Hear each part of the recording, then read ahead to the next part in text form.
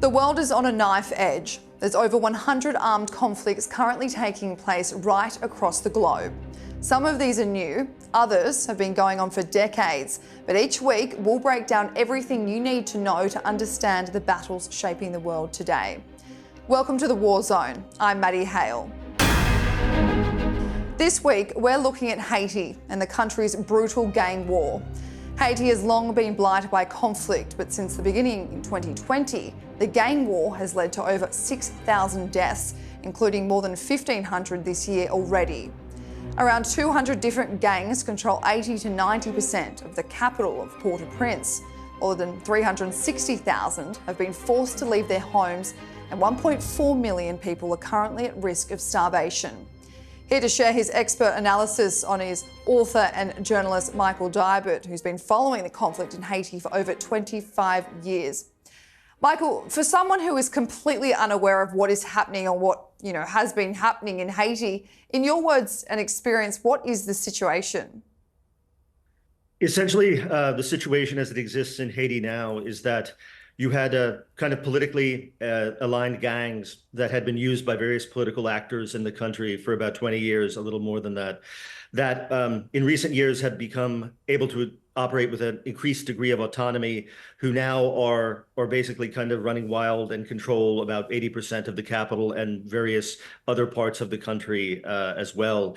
And they made, since the end of February, they made life a real hell for the citizens there, because they have kind of risen up in this coordinated uprising, taking over more areas of territory, displacing people, killing police and whatnot. And it remains a really thorny situation for any potential peacekeeping force that might come into the country. Michael, as you said, a majority of the uprising and the conflict is taking place in that capital of Port-au-Prince. Physically, if you were to, visit there, what does the city actually look like? I mean, in terms of the topography, it's actually the setting of it, the natural setting of it is quite beautiful. It's built around this sheltered bay, and you have these cloud-shrouded mountains rising in the distance. And when I first visited Haiti in the mid-1990s, I mean, people back then were talking about how degraded the city had become from its glory days. But compared to now, I'm sure it was quite placid, relatively speaking. But what you have now is you have a situation where these different neighborhoods are controlled by different armed groups. And so there's a great deal of kind of physical destruction in terms of burned buildings and burned cars and things like that. And there's also, the danger of some of these armed groups are fighting with one another. They're fighting with the police. I have a friend who I was talking to recently who was standing on the street talking to someone, and his friend fell, and he thought he was having some sort of heart attack or something. Here it turned out he had been hit by a stray bullet. And things like that happen quite frequently in the capital of Haiti these days, unfortunately. Michael, I want to get into who these gangs are. Can you walk me through this? Obviously, as I said in the intro, there's around 200 in the capital, but who are the main gangs that kind of operate and dominate the capital city? Sure. I mean, there's one group that's based in a neighborhood called Aba Delma, or Lower Delma, which is named after this main thoroughfare in Port-au-Prince. That's run by a former police officer, Jimmy Cherizier, who's nicknamed Barbecue, who seems to be the one who the foreign press especially mostly focuses on. But there's gangs that have, I would say, substantially more men under arms and control more territory. For example, there's one in a neighborhood called Village de Dieu, Village of God, run by a guy called Izo, who's also a rapper. There's another one in a neighborhood called Grand Ravine that's led by a guy called Tilapli, one in a neighborhood called Tibois. And these two neighborhoods are, as you're going south out of Port-au-Prince, run by a guy called Crisla. And then as you go to the north and east of the capital, in kind of more quasi-rural areas or suburban areas, you have the Chien Machen, who are run by a guy called vitel'homme, Innocent, who's on the FBI's most wanted list. You have 400 Marozo, that's run by a guy called his nickname is L'amour sans jour, which basically translates as to kind of death comes without warning, I think you would say. So there's quite a lot of armed groups, and they also tend to be very fractious among themselves. So even though there's, in theory, this peace pact that they have among one another called Vivre Ensemble, live together, I think, it's only a matter of time before they start shooting it out with one another again. Well, kind of on that note, Michael, this conflict has obviously further escalated last week when these separate gangs. They've obviously come together to work together to lead this insurrection in Haiti, which led to the Prime Minister kind of having his hand forced and resigning. Can you walk me through this decision from Ariel Henry to the Prime Minister to resign over fears that he could have been killed by these gangs working together? Sure. I mean, essentially, so as I noted before, I mean, a lot of these gangs historically have links with different political and economic actors in Haiti, and even some Haitian human rights groups have talked about how some of them have links to Ariel Henry's government itself. So basically, when Ariel Henry was abroad in Kenya to sign this agreement to have a Kenyan-led peacekeeping force come into Haiti, on February 29th, the gangs rose up and they said one of their conditions was that, Ariel Henry must resign. So what took his place is a 7-member transition council, which also has 2 non-voting members. That's quite frankly made up of a lot of veteran politicians from the same political parties that brought Haiti over the cliff in the first place. So it's a kind of odd transition to have the people who caused the mess in control of supposedly bringing the country out of it. And Henry resigned, and then the council took over, and now they are electing today. Actually, they're supposed to announce who will be the president of the council, who is tasked with restoring security and holding new elections. There's been no elections in Haiti since 2016, and as you may know, the elected president Jovenel Moïse was assassinated in July of 2021. Well, I want to get into the political situation, Michael, because obviously, if you're new to even looking at Haiti, you would find it quite a bizarre political environment. Is the situation so chaotic and such anarchy that gangs basically run the political sphere in Haiti? I mean, like I said, historically, it's been a question of kind of the some political and some economic actors exploiting the desperation in some of the most marginalized communities in Haiti, especially in Port-au-Prince. What has happened, particularly since the assassination of Jovenel Moïse in 2021, is these gangs have gotten an increased autonomy of action and different income streams through kidnapping, through drug trafficking, and other kind of modes of operation. So they become less and less dependent on these patrons that they used to have. And now, I don't think they're as responsive. In fact, I know they're not as responsive when these traditional patrons tell them to do something. Their response is, why should we? We're kind of running our own show now. Yeah. Well, on that note, obviously, the conflict in Haiti has been going on for years. You could trace it back for decades even. But in 2024, there's been 1,500 deaths already related to gang violence. Why in 2024 is it so brutal? I mean, I think there's been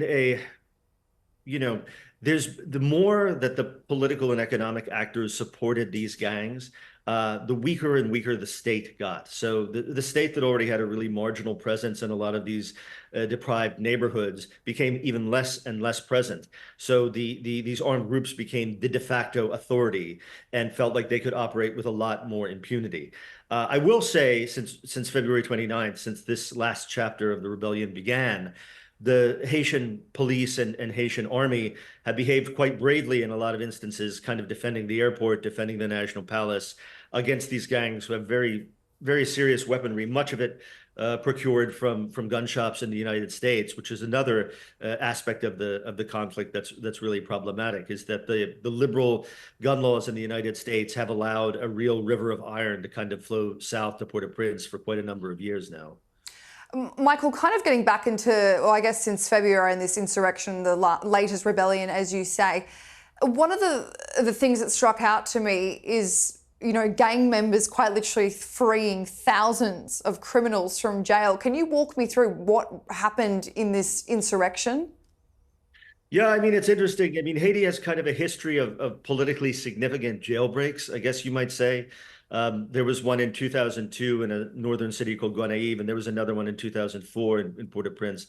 I mean, a lot of the gang members had been held at the Pénitencier National, which is the main kind of prison in downtown Port-au-Prince. It's fairly near the National Palace, actually. And amid all of this chaos, these gang leaders were able to get in to that prison and free many people, including, quite interestingly, Dimitri Herard, who was the former chief of security for Jovenel Moïse, who many believe may have been involved in his assassination. And so now, there have been reports that Dimitri Herard is in Village de Dieu with the Izos gang, who are known as 5 seconds, 5 seconds, helping to train these guys further in different elements of kind of, combat and fighting and things like that. Michael, you mentioned this before, but in order for these gangs to, self-fund their operation, they carry out extortion through kidnapping. How common is this? Extremely common, unfortunately. I mean, I don't think I know a single family in Haiti that hasn't been touched by a kidnapping in some form. And some of the gangs, I would say, it's a industrial level industry at this point. I mean, they have many safe houses that are well guarded where they keep the kidnapping victims in.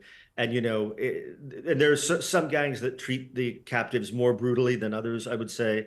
But still, it's gotten to a point where, I mean, driving south out of Port-au-Prince, north out of Port-au-Prince, or east towards the Dominican border is really, I mean, it's taking your life and your liberty in your hands, because you can be at any time. And actually going out of the capital south, I mean, I know the gangs have roadblocks where you have to pay a toll basically to leave the country, and to leave the city rather. And but sometimes they're still seizing people who they view as high value targets, basically.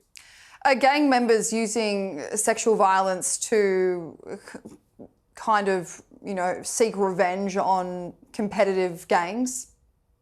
Yeah, yeah. I mean, there's been a horrible epidemic of rape as a weapon of political terror in Haiti I would say over the last 25 years, but especially over the last 5 or 6 years. And I mean, this is something that when you think of how Haiti may reconstruct it after this chapter ends, I mean, there's certainly going to be a great need for counseling for the people who've been victims of this, because it's really something that has gone on almost completely unpunished for a number of years now.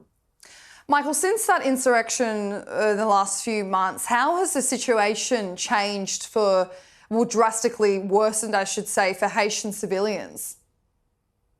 Oh, I mean, again, I mean, for example, up until last week, I believe, or a few days ago, there had been no planes landing at the international airport in Port-au-Prince since February 29th. So you can imagine, I mean, you can't go out of the country by land, and now out of the city by land, and now you can't go by air either. Supposedly they're going to try and restart the airport functioning in the next couple of days, but that was a scene of major battles between the security forces and the gangs. You also had a lot of problems at the port in terms of ships, with different supplies and things like that getting in, because the port of Port-au-Prince is really in one of the most contested and kind of dangerous gang areas downtown. And then, you also have the trauma, I would say, of basically living in prison. I mean, it's not like you can go out to enjoy the breeze in the late afternoon in, Upper Delma or in Paco or in Toujours, one of these neighborhoods in Port-au-Prince, because things are so dangerous. And I mean, that's a real trauma that Haitians have been living with for quite a number of years now, but it's gotten extremely severe since the end of February. So, Michael, it's not just a gang war, it's a humanitarian crisis. You've got a population of 11.5 million Haitians and about 5 million at risk of starvation.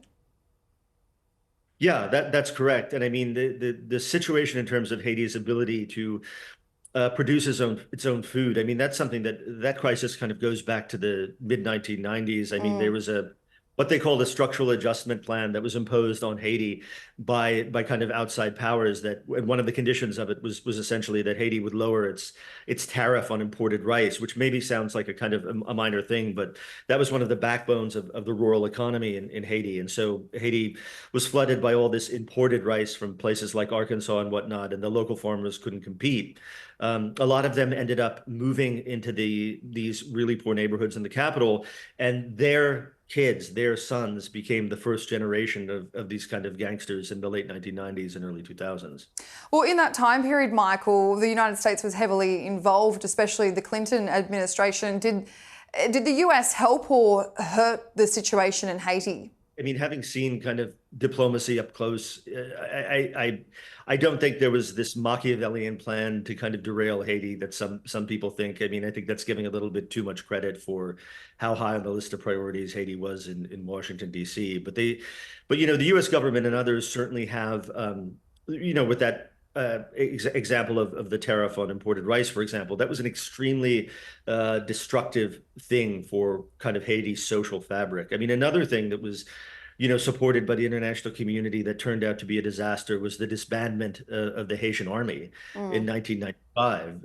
I mean, that was done by former President Jean-Bertrand Aristide, who then essentially, used these youth gangs as a bludgeon against his opponents because the army had ousted him and he wanted to get rid of them anyway. The army certainly had a history of human rights abuses and certainly should have been reformed. But the disbanding of them created this power vacuum that a relatively small police force couldn't hope to fill. Well, I want to get into that, Michael. What is the situation with the Haitian police? Are they completely overrun? Do they have an alliance to the gangs? Is it all very corrupt in a general sense? I think certainly, I think a lot of people would say that the upper echelons of the police now are highly compromised. I mean, that's the opinion of most Haitians, I would say. However, I would say there's, in terms of the rank and file, I mean, you still have a lot of people who put that uniform on with pride every day and fight very bravely. I mean, they fought to defend the airport, the police and the army, for 2 days against hundreds of gang members who were attacking them with automatic weapons. Same with the palace. I mean, there's the main square in Port-au-Prince is the Champ de Mars, the plain of Mars, which I think, if you know anything about mythology, the god of Mars, the god of war, it fits these days down there. But they've been fighting it out with the gangs on this main square in Port-au-Prince as well for now weeks. So I think there's still a lot of esprit de corps in the actual rank and file and the kind of base of the police, but certainly the politicians in Haiti have sought multiple times to compromise and politicize the institution. What did you make of the UN claiming that Haiti needs at least 5,000, foreign police to be deployed to the country to fix the situation in the capital? Do you think that's enough? I mean, I think one of the problems is I don't think it's impossible to kind of stabilize the security situation in the sense of could various militaries defeat in terms of force of arms these various gangs? Yes, I think they could. But the problem is, if you don't change the material conditions in these neighborhoods where the gangs proliferate, we're going to be right back in the same situation in 5 years. I watched the UN come in 2004 after the overthrow of Aristide and then fight the gangs for 2 years, basically, in what we then thought was really horrific, but seems almost kind of Pollyanna-ish compared to what's going on now. But the only thing that finally kind of lowered the temperature a little bit was there was the election of René Préval in 2006, and he reached a kind of modus vivendi with the gangs where they lowered the level of violence, and there were some social programs and works in those neighborhoods. But significantly, the gangs did not disband; they never disappeared. And it was around that time when various political groups decided, okay, we're going to use this youth gang model that had been pioneered by Aristide and his party, La Valace. But the other political parties saw that, and much to my horror and astonishment, instead of thinking it was terrible, they thought it was kind of a user's manual for how to proceed. And then you had this this infusion of links between these armed groups and politicians that kind of went across parties in Haiti's political system, which is how it existed up until very recently. Michael, just finally, you've obviously written a book and you've visited Haiti various times and obviously our expert guest. What do you think is, the next phase of Haiti? How does either international interference or whatever, or the UN getting more involved, how do we fix the country to restore it to, that beautiful Caribbean island that it could be?